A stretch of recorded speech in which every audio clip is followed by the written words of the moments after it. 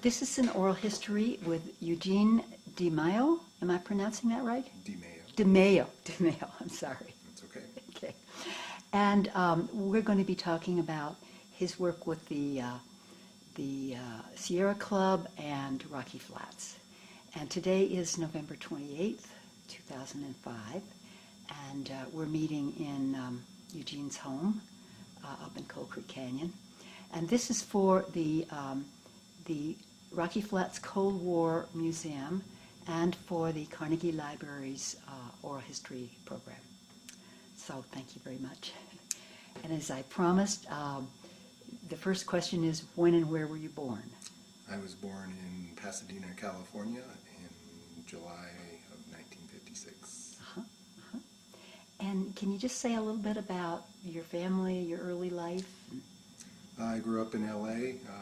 When I was 16, we moved to Oregon, where I went to high school and college and graduate school, and then moved here to Colorado in 1983, and been here ever since. And did you go to school here then? I went to Pacific University and Pacific University College of Optometry in Oregon. Oh. Graduated there and worked overseas for a year and worked at the university for a year before I came out and ran a low-income clinic in Denver for a couple of years and then started my own practice of optometry. I see. And so what in particular brought you to Colorado? My wife, she was from here, and I met her at school. She's also an optometrist, and she needed to come back due to her student loans to Colorado. I was like, it seems like a good place to be, and it was. It still is. Well, had you been involved with the Sierra Club before you got to Colorado, or? I'd been a member since 1981, but hadn't been active. When we moved up into Coal Creek Canyon, bought this house here in 1987, I volunteered mostly because I was driving by Rocky Flats every day, and I knew about the nuclear weapons facility they have there, and the potential problems with pollution and just having that much radioactive material around. And I wanted to do what I could to help make sure it didn't cause problems in the community, or more problems, I should say. So I volunteered and was put to work immediately doing helping the Sierra Club come up with public comments for a proposed fluidized bed incinerator that they built out at Rocky Flats to supposedly incinerate waste, plutonium-laden waste. And this was in, what year was this, about 80? In 1987. 87. Early 87. And I believe that there was, there had been some publicity about the fluidized bed incinerator. Well, it didn't actually work very well. It was part of the problem. But the public comment period was a time required by law that the public could say whether they thought there was a problem, and hopefully the regulators would look at those comments and base their permit or lack of permission on those comments in their own review of the incinerator, whether they would allow it or not. This was a time when the Department of Energy was just starting to try to comply with environmental laws. Prior to that, they had done everything they could to basically say they were immune to those and they could do whatever they wanted. It was top secret and you didn't get to know about it. So it was a important time, and immediately they started finding out that dealing with the public on that basis of public comment and input to their regulation was pretty challenging for them. They just had no experience with that on that level. They'd done it for years, but not with that much input from the public. So. And can you remember your first experience with a public meeting for the Sierra Club? Well, the first thing, the comments on the fluidized bed incinerator permit there really wasn't. There were written comments, and I was given a section, didn't really know anything about this stuff, read it over, and was pretty overwhelmed technically, but could definitely see some flaws in their logic on how they were putting this together, and what risk it posed to the community. And those were compiled by the person at the Sierra Club in charge of making the comments at the time and submitted. Wasn't long after that I became a group chair for the group that included the area of Rocky Flats, the Rachel Carson group, and started working more closely on Rocky Flats issues and learning more about it. Over the next few years, I not only ran the group and the other activities that we did, but I was in charge, ended up being in charge of the Rocky Flats issue fairly quickly, and learned a lot about it over the next year. We decided to, with advice of some club attorneys, decided to file a lawsuit against the Department of Energy over the fluidized bed incinerator. Now, did that come out of discussions with the group, or was it your idea, or the lawyer's idea, or? It was all of us, basically. When we would get together, we'd discuss these things, and the lawyers would point out what the law required of the Department of Energy and what parts might not be in compliance with that, and put together the lawsuit. And we, the club, actually the national club, has to approve all lawsuits. So no Sierra Club lawsuit comes from an individual or a group or even a state chapter, but it comes from the national headquarters. They have final say on it. Nonetheless, we're the ones that have proposed it at the local group level, and had to shepherd it through and make sure the lawyers had what they needed. That lawsuit went on for many years, and eventually the Department of Energy was told by the courts they had to comply with the various environmental laws, RCRA and CERCLA in particular. And could you just explain that the RCRA and CERCLA, they're the environmental laws? Some of them, yeah. The Resource Conservation and Recovery Act, and CERCLA is the, I have it listed here somewhere. What it stands for, it's a comprehensive, let's see, I got it in here somewhere. It's the C, it's C. Here we go. Comprehensive Environmental Response, Compensation, and Liability Act, CERCLA. Okay. Great name. Yeah. That's why I don't remember. It's been a while, too. Yeah, So, right.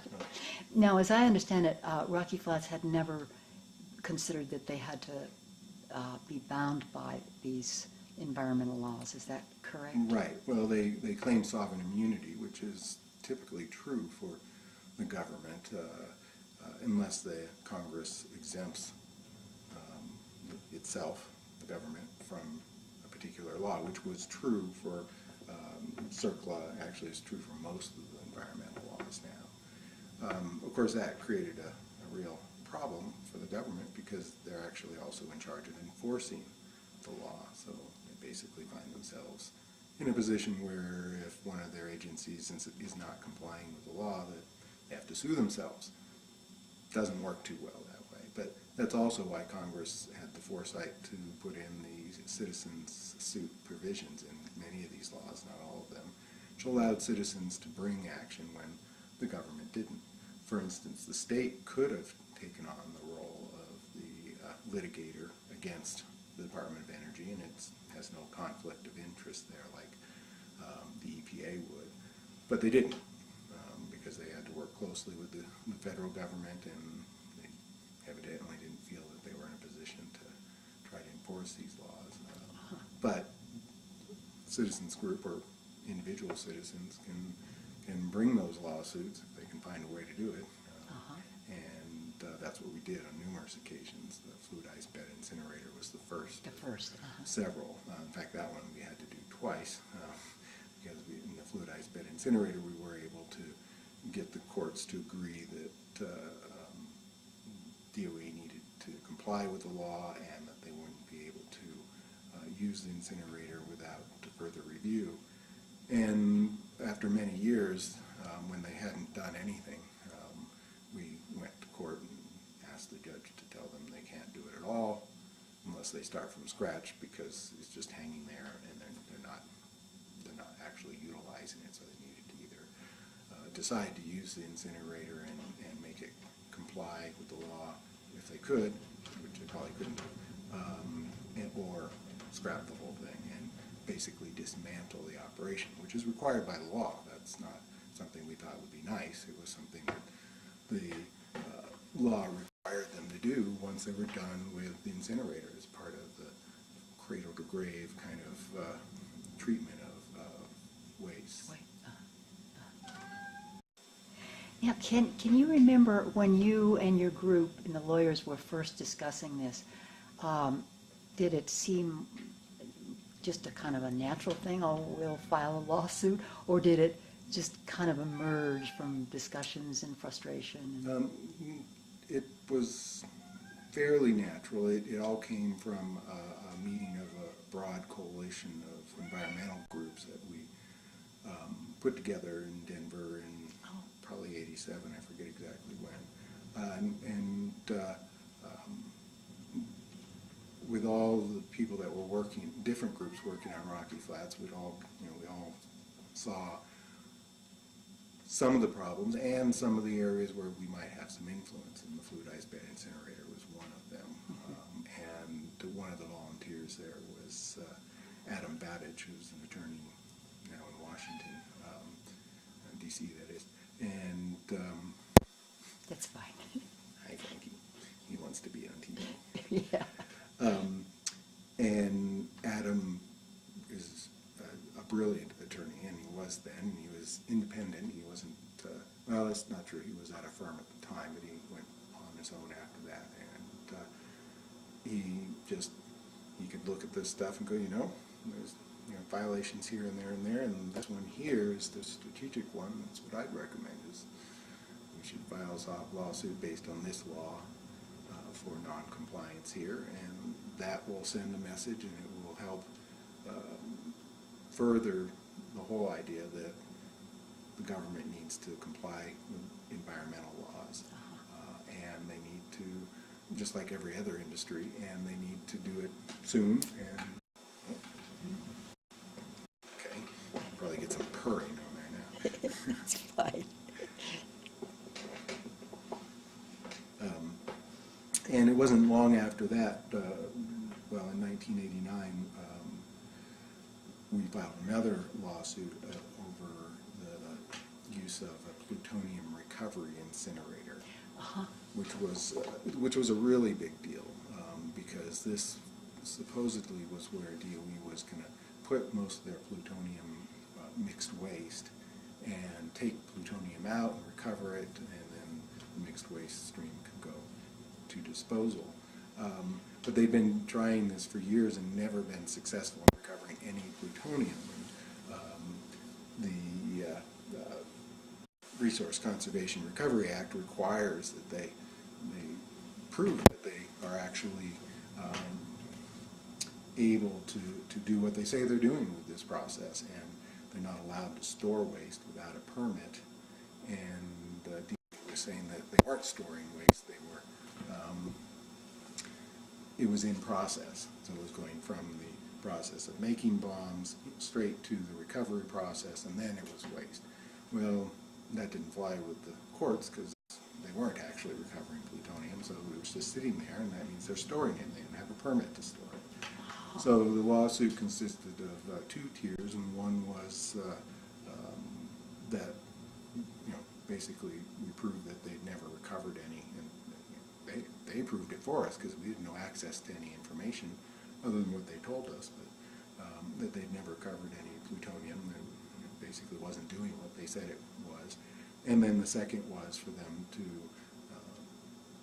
comply with the waste storage laws, to get permits for storing waste, allow state inspection of the storage facilities to make sure they're in compliance with their permits. all of which they had never done and didn't want to, and fought tooth and nail to avoid doing. And after many years of litigation, they lost, and we won, and they had to comply, and they did eventually get the permits. And of course, since then, it moved all that waste off-site, and never recovered any plutonium from any of it. And it's still mixed waste. It's still waste, hazardous materials mixed with radioactive waste. Now, I know that when the FBI raided in 1989, this issue of burning waste in the incineration in the 771 was a big issue. Was this basically the same issue that Sierra Club was? Yeah, but of course we were not doing it as a criminal suit because we were not allowed to do that. Right, we did it as okay. a civil suit. And we didn't have access to some of the information the FBI had, and we were rather surprised that DOE was being so blatant about it, that they were, because they've been lying to us about what they've been doing out there.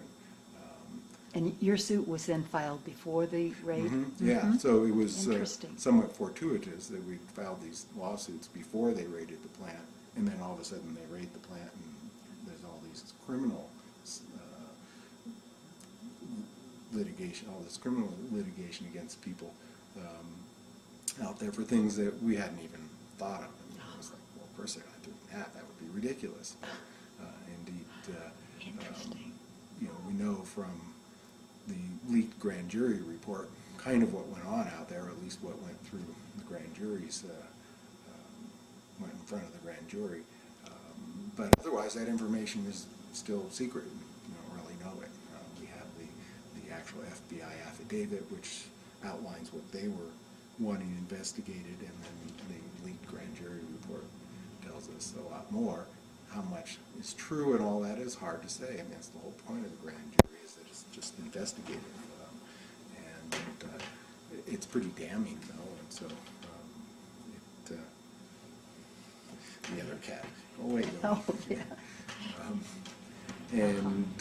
Now, So that was encouraging for us in that, well, gee, we must be on the right track, because here we are suing about these things that are what we see as blatant violations of environmental law, and it turns out, well, it's more than just that, probably.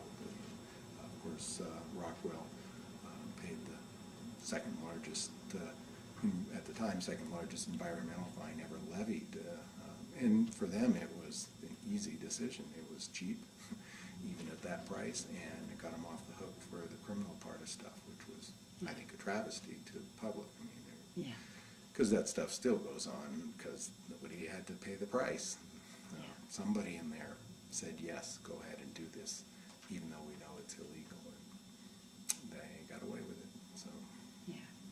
and they still made more money than they lost on it. So. Yes. Now, going back a bit, did you ever wonder whether one of the reasons the FBI raided was, in part perhaps because you all had filed suit? My understanding is they had already been doing some investigation into this at the time of our suit, and that our suit certainly helped encourage them to go, to dig deeper in there, that they were on the right track. And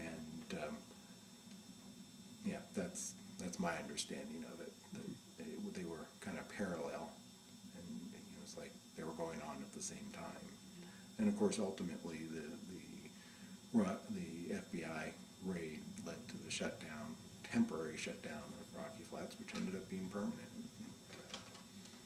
which was definitely what we wanted. Yeah. The Sierra Club was pretty convinced that weapons production in this old facility was environmentally a bad idea.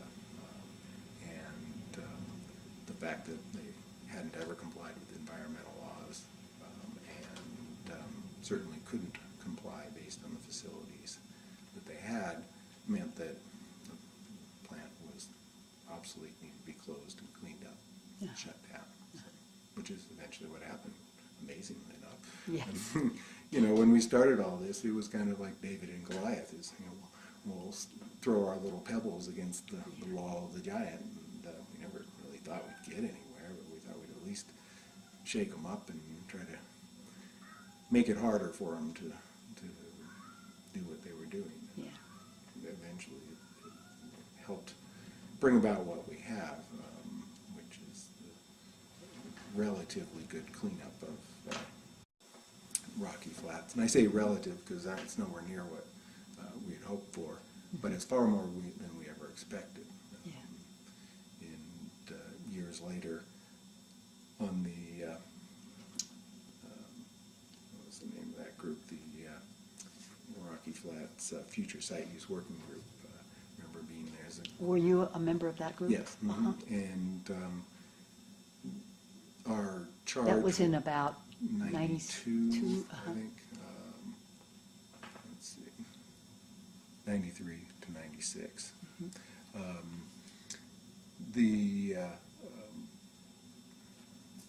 Actually, that's not 94 and 95, that's what that was. And DOE commissioned the working group to come up with a plan for what the community thought would be the best use of Rocky Flats, the site after cleanup was completed. And there were a whole bunch of recommendations, but one of them was that the working group recommended that the site should be cleaned up to background levels of radiation, which was appalling to DOE at the time. I mean, because, well, and even now it's not technically possible to do that without scraping the whole area down to 10 feet down and hauling it off to Utah or something, which is not a reasonable thing to do.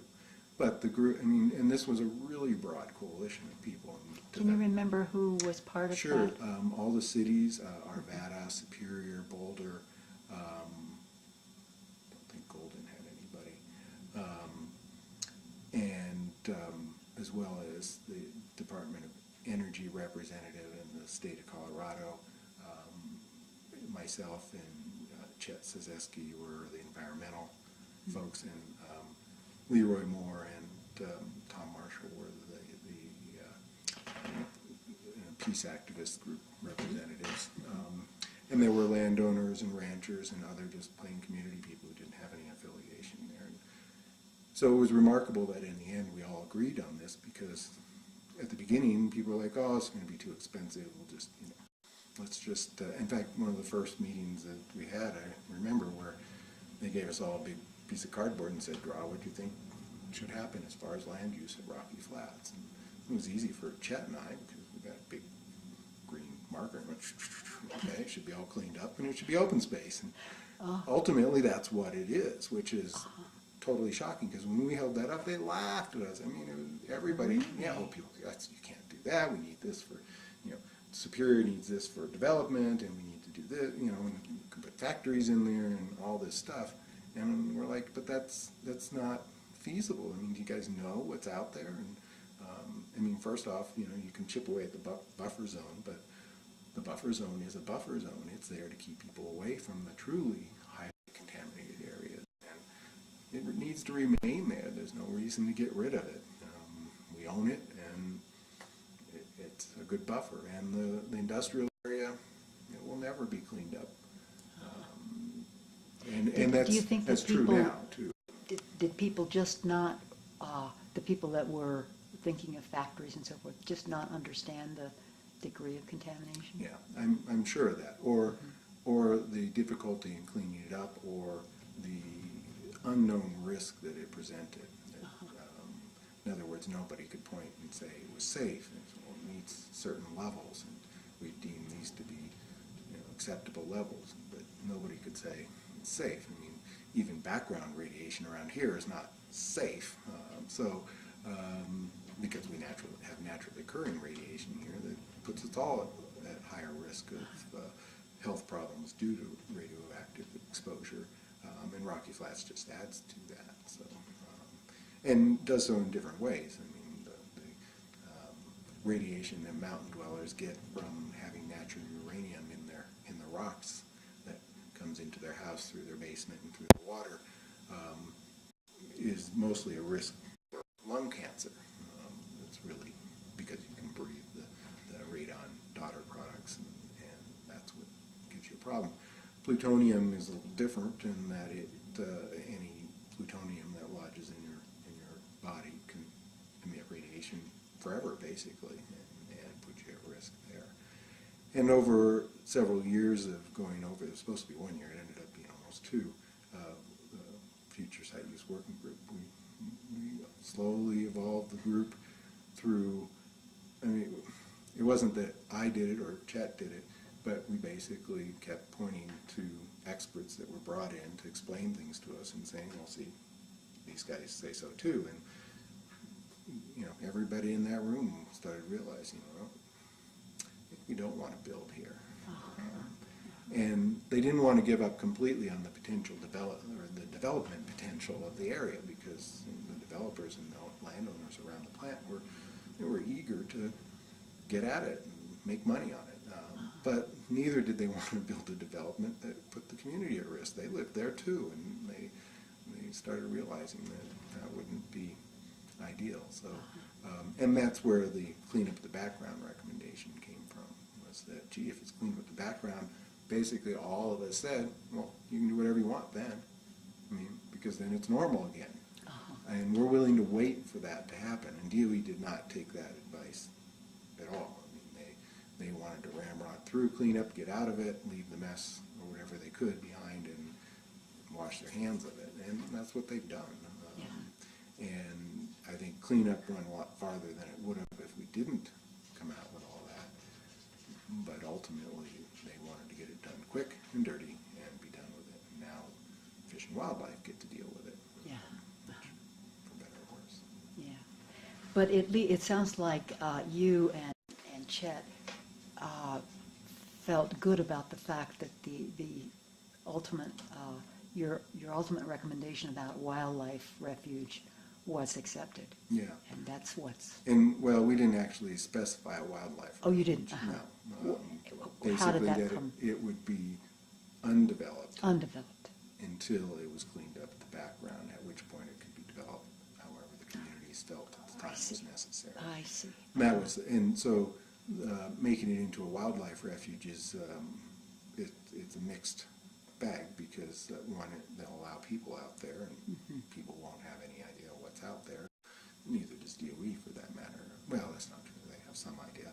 There are areas of the site that they still, well, at least when I was last involved in this a few years ago, that they still really they hadn't done any investigation on there. Oh. They don't know what's out there. Particular areas that are... Yeah, on the industrial site. The buffer zone itself, probably there's nothing other than a few hot spots out there where plutonium got off-site. But on the industrial site itself, there are areas that nobody knows. Nobody kept records. They buried stuff out there, and you pretty much have to go dig it up to find out what it is. They've made some efforts, at least when I was last involved, to find those contaminated areas. But what you do about them, and how you figure, I mean, a lot of times it's better just to leave it there. You don't know how to deal with this stuff, and digging it up is dangerous. But the point being is, well, if you didn't clean it up, then you shouldn't let people go and walk around out there, because you don't know what's going on. And it's the kind of the precautionary principle, which is, if you can't be sure, then don't do it. The idea of a wildlife refuge is always appealing, because one, you can keep people from developing the land, and that's good from an environmental point of view. It is a good habitat for wildlife. It's not been disturbed for over half a century, and so there's not much land around here has not been disturbed, the buffer zone in particular, I'm thinking of, for that long. And so it's really, it's kind of like the Rocky Mountain Arsenal, which is the same kind of setup, where it's a wildlife refuge, and that's a good thing, but there's horribly toxic areas out there that are detrimental to both people and wildlife. They're still losing wildlife out there. Rocky Flats, you probably won't see that, because the contamination is of a different nature. It's not hazardous waste that has much more rapid onset health problems for people and animals. So, did we get what we wanted? No. Did we get something reasonable that we can live with for the time being? Yeah. Uh-huh. Should more be done? Absolutely. I mean, I think Fish and Wildlife, I don't think it's in their purview to continue any cleanup or investigation, but it still should be done to eventually clean it up to background. I still think it's a good idea. That's our responsibility as a community, as a society, and you know, this is the simplest cleanup site probably of all the major weapons facilities in the country. And if they can't do this, what are they going to do at Savannah River? Do you think the technology even exists to do that kind of clean it up to background? Yes, but not practical technology. In other words, right now the technology is to dig it up, put it in containers, bury it somewhere. Which just moves the problem. Right. And that can be a good thing to do, and that's what they've done with most of the waste at Rocky Flats. They've moved the problem to New Mexico. Is that better than leaving it here? Probably. I mean, there's not a million people living right next door to the Carlsbad WIP site. And so that's better, and it's well monitored. It's somewhat presumptuous of them to assume that everything will go fine over the next couple 100,000 years, but there it is. Yeah. So, What was it like for you to work with that group? You know, it sounds like it was a pretty diverse group. it was good. It was really my first experience with consensus decision making, and personally that was good. I was very skeptical of that. How could we all agree on anything? I mean, we're so diverse. I was used to working with, of course, I mean, our government runs by majority rules type of decision making, and the Sierra Club does too. And that works most efficiently in really diverse groups where you may never come to a decision otherwise. And so I thought with this group, there's no way we could make that work. But we did. And at the time, I was also on the Rocky Flats Cleanup Commission, which was, that was from 1988. Glad I have my list here. These dates are hard to remember. The Rocky Flats Cleanup Commission was an EPA-sponsored technical advisory group, and it was actually the first one the coalition put together of environmental and peace activists. And that was earlier, was it not? Yeah, that was 1988 to 1994. I was active with that group. Oh. And because right after that, the Rocky Flats Citizen Advisory Board was created, and it had basically a lot more funding. So it was started in 1993, and I actually helped establish that, the Citizens Advisory Board. I was one of the founding members and helped develop the bylaws and how the group would work and all that. But going back to the going back to the cleanup commission, that was a citizen group, was it not? Right, it was, and we had a very minimal amount of funding from the EPA, but it was enough for us to hire a staff person to help do research, and it was a pretty diverse group of environmental and peace activists, but it wasn't any other community concerns. And basically we just were able to learn a lot about the site and what was going on. And it was totally apolitical in that it didn't do lawsuits or endorse any particular action. We made recommendations to the Department of Energy and commented on ongoing citizen input. Did that come out, is your recollection that that came out of kind of activists prior to that? No. It did not. Well, yes and no. I mean, all the people that were on that were activists at the time. However,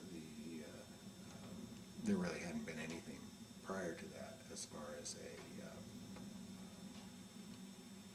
coalition of concerned citizens that stayed together for a while and basically followed along on all the Rocky Flats issues and made joint public comments through the technical advisory group, because there hadn't been a technical advisory group before that, even though that funding was available. It just hadn't been utilized. So,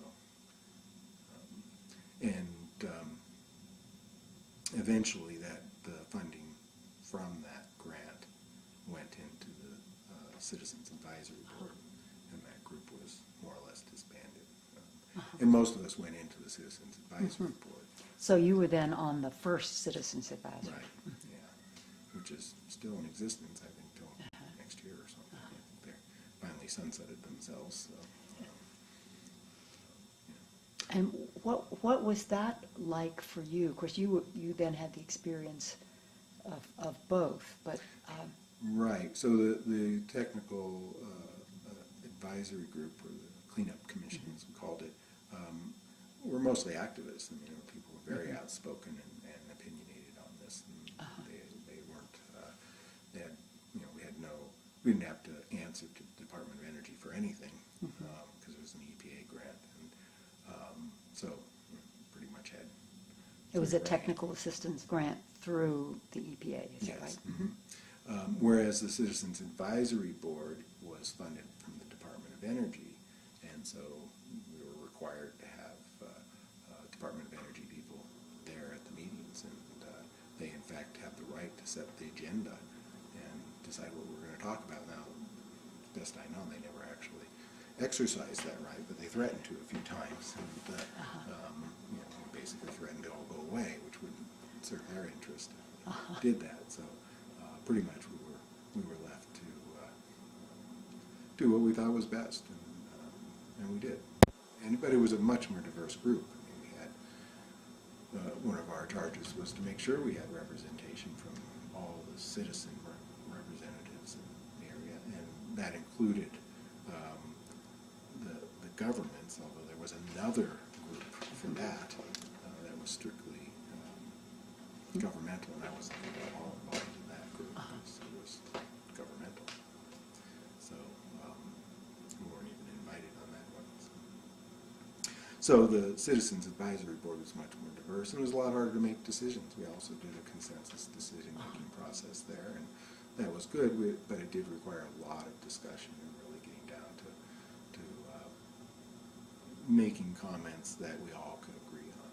It was hard, but we always did, and it's pretty amazing. And did you feel that the consensus process worked with that group? Oh yeah, it definitely worked, and I think sometimes our comments were watered down because of it, and other times they were made stronger because we did all agree on something. For instance, one thing the Citizens Advisory Board did was endorse the future site use working group recommendations.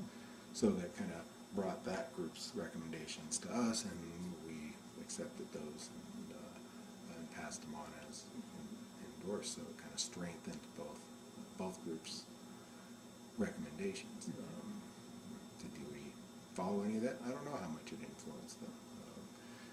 Pretty much through the whole process, DOE was always looking for a way out of living up to the responsibility that we felt they had to the community. They would never say that, and they always said they wanted to be there and do what's right and all that, but there was always some excuse not to, usually money. It's like, oh, we can afford that. It's like, you can afford to build this problem.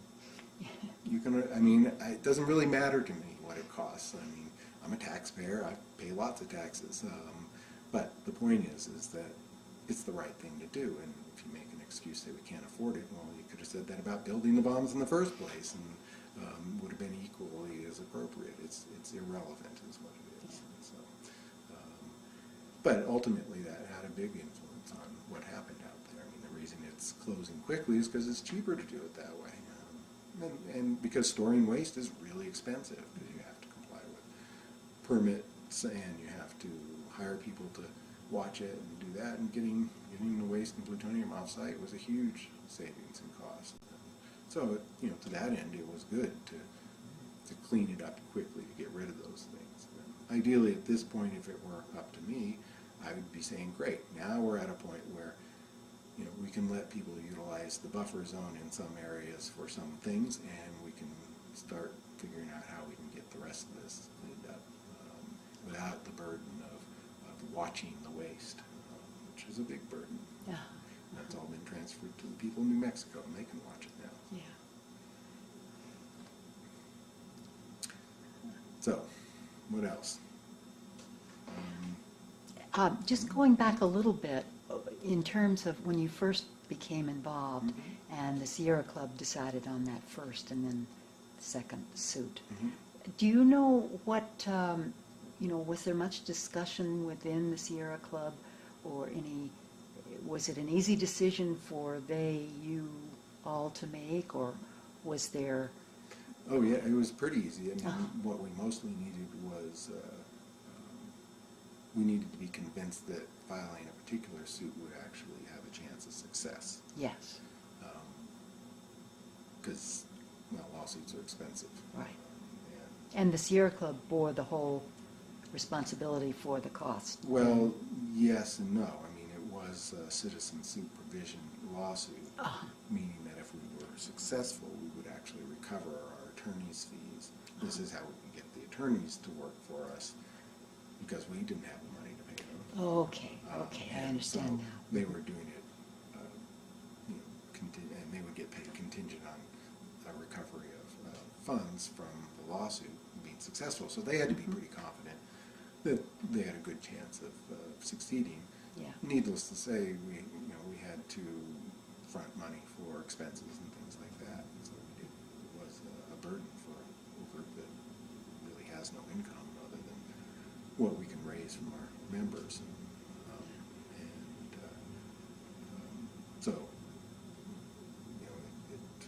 and plus whatever we put out for that, we couldn't put out for other things. We have lots and lots of lawsuits and activities that go on, and very few of them have to do with hazardous or radioactive waste. Yeah. Most of them have to do with wilderness or endangered species. The like, that's actually the main focus of the Sierra Club. This is This was facilities really is the exception. There was a very small area of the Sierra Club's activities. In fact, it's even been scaled back since then to even less over the years, at least from the national agenda, which has been focused more on issues that are closer to home for the original Sierra Club, which was protecting wild places. And in fact, to that end, we did eventually, we're kind of jumping around a bit, but we did eventually file a lawsuit against Department of Energy for allowing or not opposing, as they had to, gravel mining in the buffer zone in critical habitat for the Preble's meadow jumping mouse. And we were successful with that too. That was much more recently. That was, let's see if I have that in here somewhere.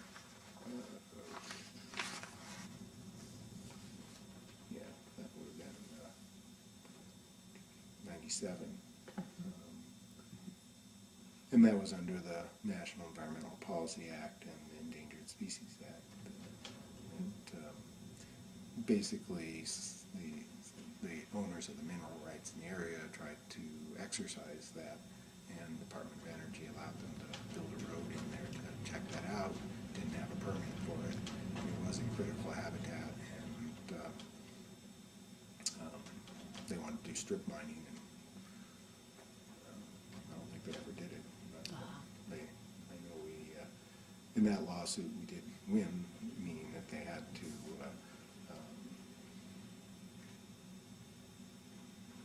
the Department of Energy had to exercise their responsibility of trying to protect that area. So they're not just. So in each case, each of the suits that the Sierra Club filed, they were all won in favor of the citizens, if you will. Yes. In some of them, like the second fluidized bed incinerator one, they were settled, so they weren't actually ruled in our favor. We basically sat down with the Department of Energy and said, "What are you going to do?" And they said, "Well, how about if we do this?" And we all agreed and signed off on it, and the judge did too. So, but the plutonium recovery incinerator one in this suit over the mining, strip mining, in the buffer zone, they were all court settled.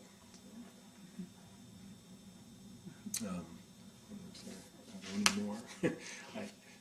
There were so many lawsuits, and I was also in charge of the rest of the litigation in the group, although I'm not a lawyer, for several years that it all kind of runs together. And, You must have had to learn a lot. I did, yeah. I actually knew more than most lawyers about these things for a while. I don't anymore. Learned more optometry since then. That's good, because that's what I do directly. But yeah, got very good at that. So, What for you? What were the, what were the rewards of working on this? Because you were involved for a long period of time. Then. Just knowing that I was helping out the community. I mean, in the sense that I was doing things that was going to help protect the community from pollution and hopefully push the government towards doing what's responsible, not what is politically expedient. And I'm sure there were many people right here in the neighborhood who didn't appreciate what I was doing because they saw it as a threat to their jobs because they worked at Rocky Flats. And indeed it was. I mean, it wasn't directly. The threat to their job was the end of the Cold War and the fact that the government didn't do it right in the first place. But nonetheless, they felt personally threatened by this. Did you have discussions with them? Oh, yeah, but nobody ever came out and to me directly and said, you're the reason I can't eat tomorrow or something. And because I think they knew that, one, I didn't have that much influence, and two, there were a lot of other things that were influencing whether they had a job or not. And they were victims too, to some extent, not all of them, but some of them, because ones, especially the people working right in the plutonium production, they didn't have any. I mean, nobody told them how dangerous it was, or even if they did, they were told that there were certain protocols they could do to be protected and not have to worry about a lifelong injury from their work. And they weren't told enough to be able to really make that decision. They were lured by high wages and good benefits, which is really hard to ignore. And they were paid really well, and hopefully they feel it was enough to compensate for any damage that was ever done to them directly. Yeah. And of course, a lot of the damage will never go. It'll meld in with the other health effects of living, and you're not going to be able to trace it back, their family problems, their genetic problems, to this directly, because there's so many possible influences on that. But statistically, I mean, if you look at it, some of those people were directly injured by their work at Rocky Flats, and some of us who live in the area were directly injured. We just can't say who. The chances of it being zero it's almost zero. Yeah. Chances of somebody being injured is very, very high. So. And of course, being in a science profession, you possibly understand that better than some other folks. Well, yeah, I mean, I've been trained in statistics and biology and biochemistry and psychology and all the things that help you learn how to assess things scientifically.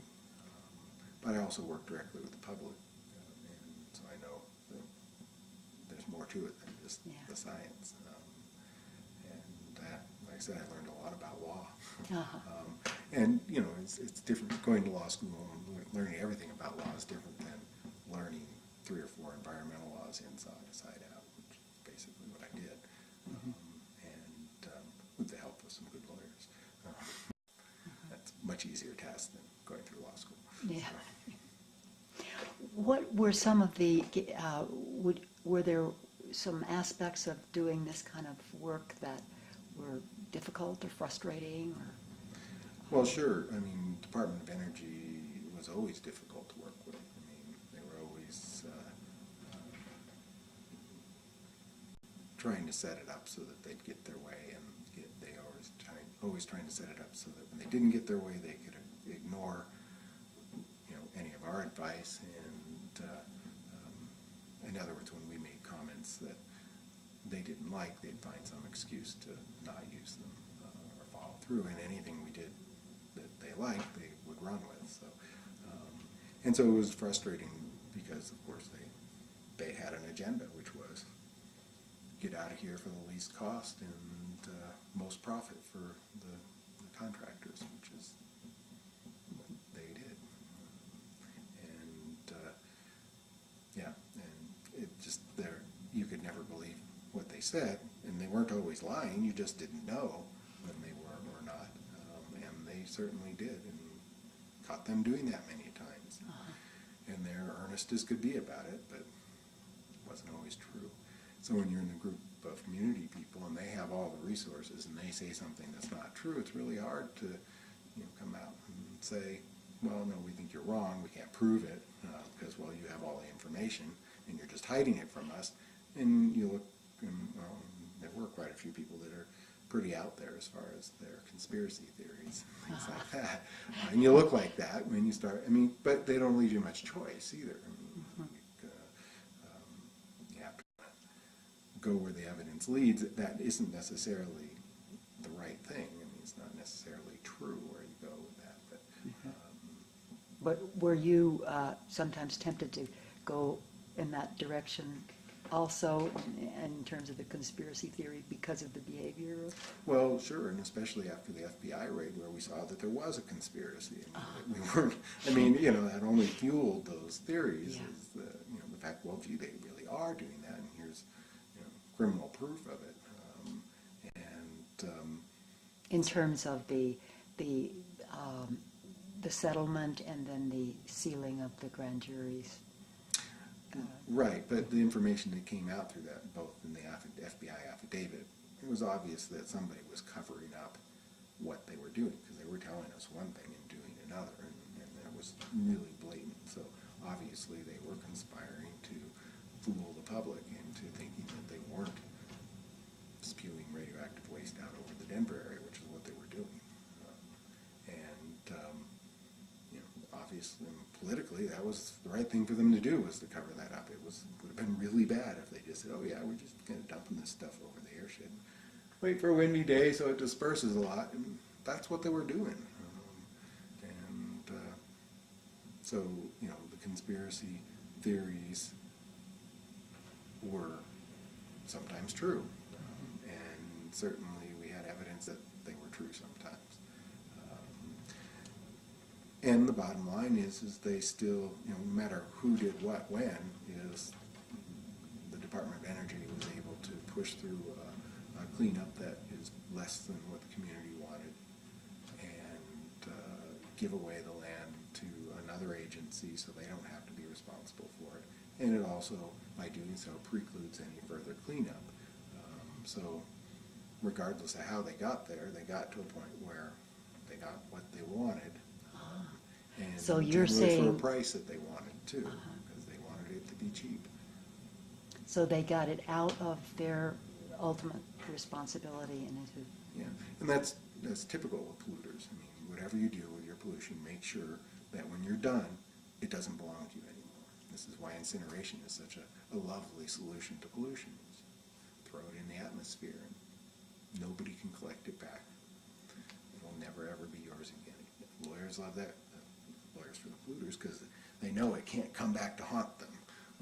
And whereas if you send it off to New Mexico, someday somebody may say, hey, this came from Rocky Flats in the Department of Energy, and here it is leaking all over the place and polluting our groundwater. Let's give it back to them. That's a nightmare for people trying to get rid of pollution. So they got what they wanted.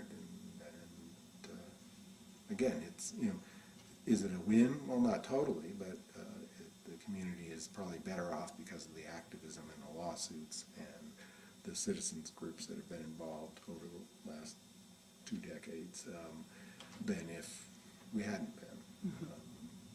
Nobody can prove that, of course. They may have done the same thing, but not likely. They weren't headed that way. So. Yeah. Did you personally have any, what were your views about the manufacture of nuclear weapons and what they were doing at Rocky Flats? Although I wasn't a peace activist, I definitely